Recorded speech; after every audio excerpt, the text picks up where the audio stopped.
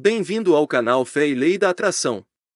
Acredito de coração que este conteúdo vai ajudar no seu desenvolvimento pessoal, mental e espiritual. Quando você ouve o áudio e ler o livro impresso, seu subconsciente absorve o conhecimento de forma mais efetiva, por isso recomendo que compre o livro físico. Ao comprar o livro impresso, você estará honrando o autor. Na descrição do vídeo você encontra o link para comprar o livro físico. Acredito também de coração que Deus te fez para ser feliz. Acredito que você merece ter liberdade financeira e liberdade geográfica. Para você conquistar a tão sonhada liberdade financeira e liberdade geográfica, deixei na descrição deste vídeo o link do treinamento que tem mudado a vida de milhares de pessoas. Se você gostar e quer que este conteúdo também ajude as outras pessoas, compartilhe em suas redes sociais. Você também pode colaborar com a divulgação simplesmente deixando seu like, clicando no gostei. Se você quer ajudar com o crescimento do canal, inscreva-se e também ative todas as notificações, assim você vai ser avisado sempre que um novo conteúdo for postado por aqui. E não esqueça de deixar aqui nos comentários qual o próximo livro você gostaria de ouvir aqui no canal. Te desejo paz, felicidade, harmonia, prosperidade e muito sucesso. Deus te abençoe. 18. O telepsiquismo e nossa ligação com o conhecimento infinito. Nosso pensamento é nossa ligação com o infinito, e o pensamento governa o mundo. Como disse Ralph Waldo Emerson, o pensamento é propriedade apenas daqueles que são capazes de retê-lo. Os pensamentos são coisas palpáveis. Atraímos o que sentimos, somos o que imaginamos. Emerson também disse: o homem é o que ele pensa o dia inteiro. O espírito é Deus, e a qualidade do espírito é pensar. É por isso que os que estudam as leis mentais e espirituais estão sempre afirmando: quando meus pensamentos são os pensamentos de Deus, o poder de Deus está com os meus pensamentos. Aprenda a respeitar seus pensamentos. Lembre-se de que a felicidade, o sucesso, a paz e o amor dependem do modo como pensamos habitualmente. Os pensamentos sempre se tornam realidade. Nosso pensamento é uma vibração mental e um poder definido, e nossas ações, expressões e experiências são uma consequência desse modo de pensar. Se você só pensar em paz, harmonia, amor e boa vontade, seus atos externos refletirão essas qualidades. Quando pensamos em alguma coisa, estamos colocando em ação o poder de nossa mente. Tudo o que consideramos como verdade acaba por se tornar verdadeiro. São os nossos pensamentos e sentimentos que criam nosso destino. Sentimento, na linguagem bíblica, é um interesse profundo por alguma coisa.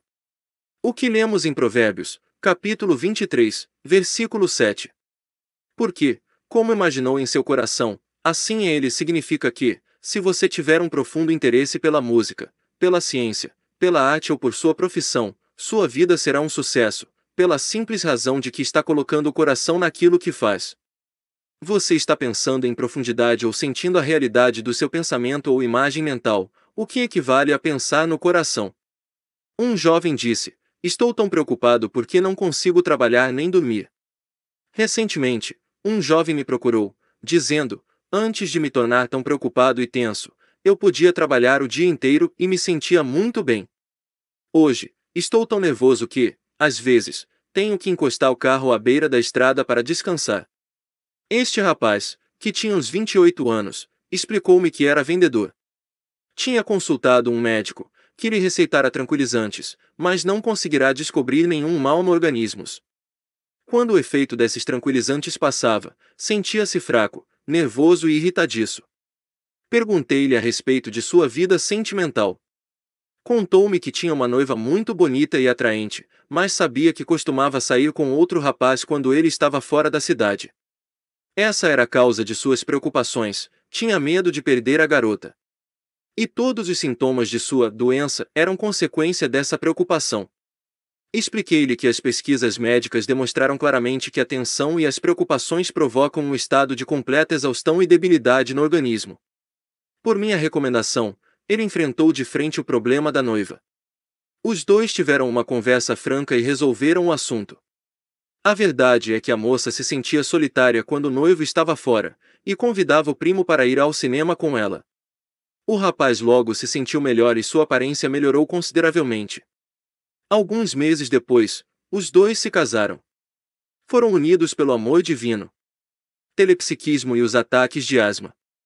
Recentemente fiz uma conferência em um clube feminino.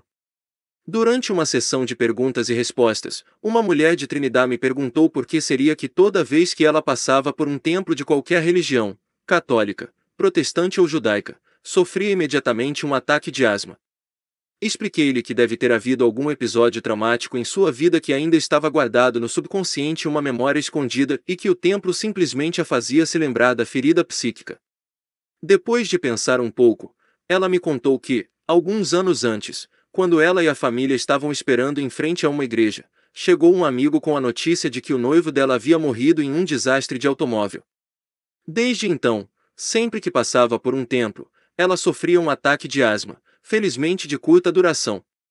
Expliquei-lhe que tudo o que tinha a fazer era entregar o noivo ao infinito. Ela não tinha nada a ver com o acidente, pois ninguém controla a vida de ninguém. Por minha recomendação, passou a afirmar toda noite: entrego, fulano, a Deus. Irradio amor, paz e felicidade para ele, e sei que sua jornada será sempre em direção a Deus. Quando penso em meu noivo, afirmo imediatamente: você está entregue a Deus. Deus esteja com você. Pedi-lhe também para não deixar de ir a uma igreja no dia seguinte, dizendo para si mesma: o amor divino caminha à minha frente, tornando tranquilo, alegre e feliz meu caminho. Vou à igreja rezar pelo amor divino. Ela atendeu às minhas recomendações e, no dia seguinte, pôde entrar e sair da igreja sem nenhum sintoma de asma. Estava curada. Como disse Emerson, faça o que tem medo de fazer e perderá o medo. Foi exatamente o que ela fez, e com isso provou que o amor sempre vence o medo. Telepsiquismo e o pensamento objetivo. Estamos pensando, no verdadeiro sentido da palavra, ou seja, quando pensamos do ponto de vista dos princípios universais e verdades eternas, os quais nunca mudam e são os mesmos ontem, hoje e sempre. Um matemático pensa do ponto de vista dos princípios da matemática e não com base nas opiniões efêmeras do homem. Você não está realmente pensando quando reage às manchetes dos jornais, à propaganda do rádio e da televisão ou aos dogmas da tradição, da religião ou da opinião pública. Se existe algum medo, preocupação ou ansiedade em seus pensamentos, é porque você não está realmente pensando. Não há nenhum medo ou negatividade no verdadeiro pensamento. O medo aparece quando atribuímos as causas a objetos externos, o que é um grande erro. O mundo exterior é um efeito, e não uma causa. A causa é o nosso pensamento e os nossos sentimentos, e tudo o que nos cerca pode ser alterado pelo pensamento. Sempre que você quiser examinar criticamente algum pensamento, ideia ou sugestão, procure pensar do ponto de vista das verdades imutáveis e decida, então, o que é verdade do ponto de vista dos princípios espirituais. Por exemplo, existe um princípio de harmonia, mas não um de discórdia. Existe um princípio de verdade, mas não um de mentira. Existe um princípio de vida, mas não um de morte. Existe um princípio de amor, mas não um de ódio. Existe um princípio de alegria, mas não um de tristeza. Existe um princípio de riqueza, mas não um de pobreza. Existe um princípio de saúde, mas não um de doença. Um de beleza, mas não existe um princípio de feiura. Existe um princípio de honestidade, mas não um de desonestidade. Existe um princípio de luz, mas não um de escuridão. Se houvesse um princípio de doença, ninguém poderia ser curado. A doença é normal, a saúde é normal. Existe um princípio de integridade física e mental, saúde. Como temos o livre-arbítrio, podemos alimentar nosso subconsciente com pensamentos doentios de medo, preocupação, ressentimento, ódio, etc. Assim, estaremos violando os princípios de saúde, harmonia e amor, e teremos que aguentar as consequências. Comece agora mesmo a pensar por você, usando como ponto de partida a seguinte lição da Bíblia: tudo o que é verdadeiro, tudo o que é honesto, tudo o que é justo, tudo o que é puro, tudo o que é amável, tudo o que é de boa fama, se há alguma virtude, e se há algum louvor, nisso pensai. Filipenses, capítulo 4, versículo 8. O telepsiquismo nos ensina a lidar com a lei das médias. Há algumas semanas tive uma entrevista com um jovem universitário que trabalhava para uma firma há mais de 10 anos. Ele me contou que nunca havia recebido uma promoção ou aumento de salário, embora soubesse que muitos outros empregados da organização, com muito menos capacidade e experiência, haviam subido rapidamente na firma, tanto em salário como em prestígio. Esse homem era uma vítima da lei das médias. A lei das médias diz que o inconsciente coletivo é a média das mentes humanas, que, em sua maioria, acreditam no fracasso, na doença, na pobreza e em toda a sorte de infortúnios. O inconsciente coletivo é controlado em grande parte por crenças tradicionais, por esse motivo, é quase sempre negativo. O rapaz estava muito descontente consigo mesmo, e lhe expliquei claramente que, se ele não pensasse por si, seria automaticamente uma vítima do inconsciente coletivo, que se apossaria de seu subconsciente e pensaria por ele. A consequência só poderia ser a negação, o infortúnio, a miséria.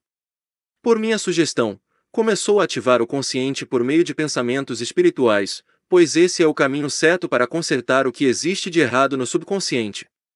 Bem cedo, começou a perceber a imensa diferença existente entre o pensamento espiritual e o pensamento da lei das médias, inspirado pelo inconsciente coletivo. E passou a repetir várias vezes por dia as seguintes verdades, procurando se convencer delas: a promoção está a meu alcance. O sucesso está a meu alcance. A integridade está a meu alcance. A riqueza está a meu alcance. Dia e noite estou avançando, crescendo e prosperando, mental, material, social e financeiramente. Sei que somos o que pensamos. Sei e acredito que essas verdades que estou afirmando estão sendo plantadas em meu subconsciente que, como sementes, irão adquirir raízes cada vez mais sólidas. Alimento essas sementes, ideias, frequentemente com fé e esperança, e agradeço pela prece atendida. O rapaz conseguiu disciplinar seus pensamentos, e sempre que se sentia ameaçado por pensamentos de medo, dúvida ou inferioridade repetia essa oração com toda a convicção. Depois de certo tempo, os pensamentos negativos deixaram de afligi-lo, e hoje, 3 meses depois, é vice-presidente executivo da companhia. E ele sabe que foi ele mesmo que se promoveu, saturando sua mente com as verdades eternas. Ele achava que devia estar na cadeia. Um homem de uns 60 anos veio me procurar uma noite. Contou-me que estava cheio de culpa e remorso, e que não conseguia dormir à noite.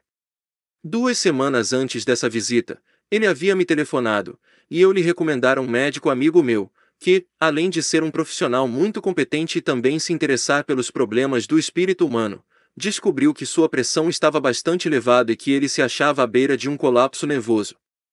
O remédio que o médico receitou fez a pressão voltar quase ao normal, e os tranquilizantes permitiram que o homem dormisse um pouco.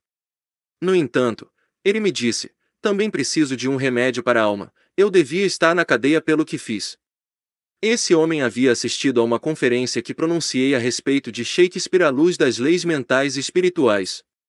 Lembrei-lhe de que a doença de Lady Macbeth, por exemplo, era causada exclusivamente pelo profundo sentimento de culpa em relação ao assassinato de Duncan. Quando Macbeth perguntou ao médico qual a natureza da doença da mulher, foi-lhe respondido: não é bem doença, my lord, mas a fantasia de sua mente, que não a deixa repousar. Ao que Macbeth objetou: não podes receitar para uma mente perturbada, arrancar da memória uma dor enraizada, apagar o sofrimento escrito no cérebro, e com algum doce antídoto de esquecimento limpar o seio daquela coisa perigosa que pesa no coração. E o médico respondeu: nesses casos, só o paciente pode curar a si mesmo. Macbeth v. 3. Shakespeare era um estudioso da Bíblia e sabia o significado profundo de todas as alegorias, parábolas e simbolismos das escrituras sagradas. Não ignorava que era o remorso que estava levando Lady Macbeth à loucura e que o médico estava lidando com uma doença que nenhuma de suas ervas poderia curar. Expliquei ao homem que uma boa confissão de sua parte seria como lancetar um tumor, deixando sair todo o pus e apressando a cura.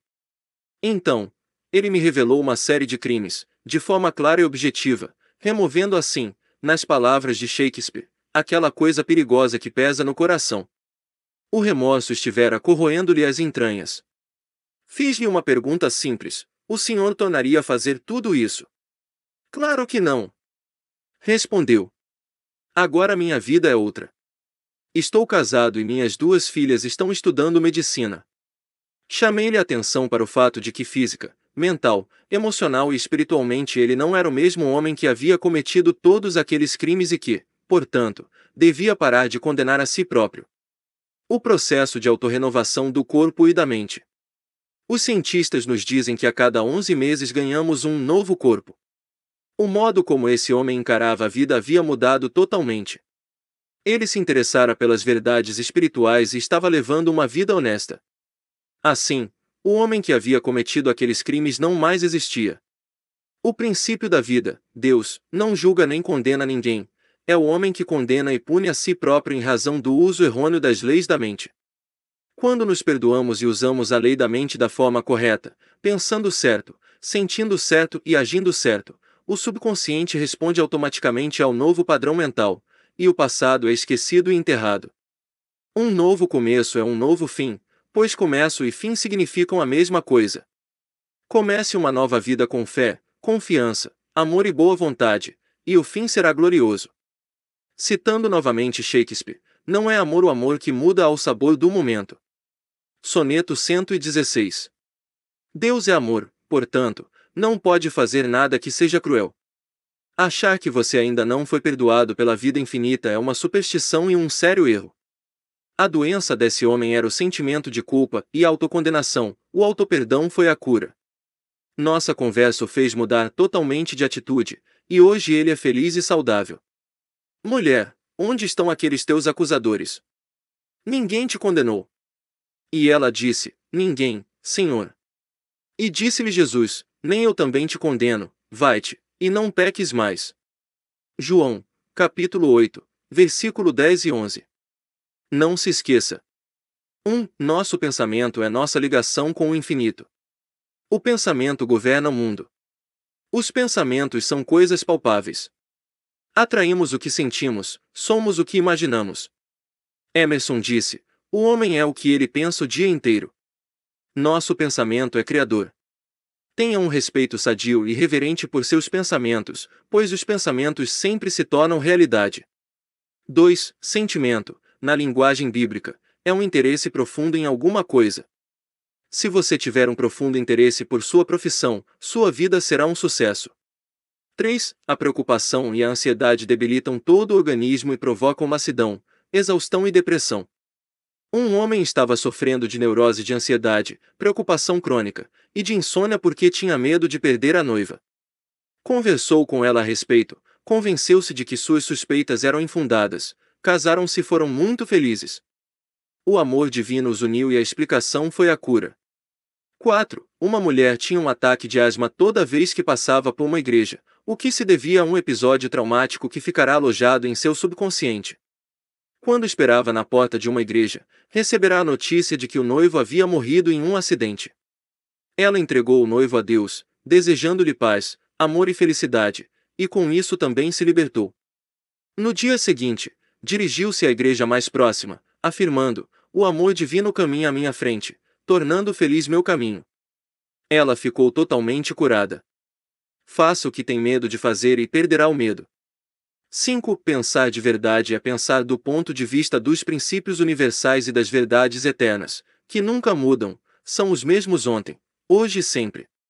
Não estamos realmente pensando quando há algum medo, preocupação ou ansiedade em nossos pensamentos. Quando nossos pensamentos são positivos, o poder de Deus está conosco.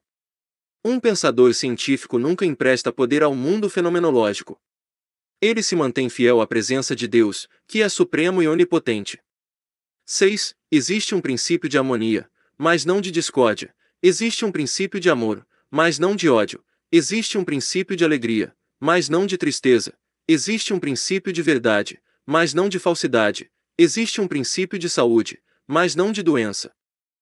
7. A lei das médias diz que o inconsciente coletivo é a média das mentes humanas. Essa média é negativa. Muita gente acredita em doenças, tragédias, infortúnios, calamidades e superstições de todos os tipos. Existe algum bem no inconsciente coletivo em função dos pensamentos construtivos de um sem número de pessoas, na média. Entretanto, o inconsciente coletivo é negativo. Se não pensarmos por nós mesmos, o inconsciente coletivo, com todos os seus temores, ódios, ciúmes e superstições mórbidas, pensará por nós. Resista ao inconsciente coletivo e pense por você mesmo em todas as coisas boas, bonitas, nobres e dignas. 8. Um rapaz que não conseguia subir na vida começou a ativar o consciente através de pensamentos espirituais, que rapidamente se infiltraram em seu subconsciente. Logo, ele percebeu a imensa diferença que existe entre o pensamento espiritual e o pensamento inspirado pelo inconsciente coletivo. Passou a afirmar o seguinte: a promoção está a meu alcance. O sucesso está a meu alcance. A integridade está a meu alcance. A riqueza está a meu alcance.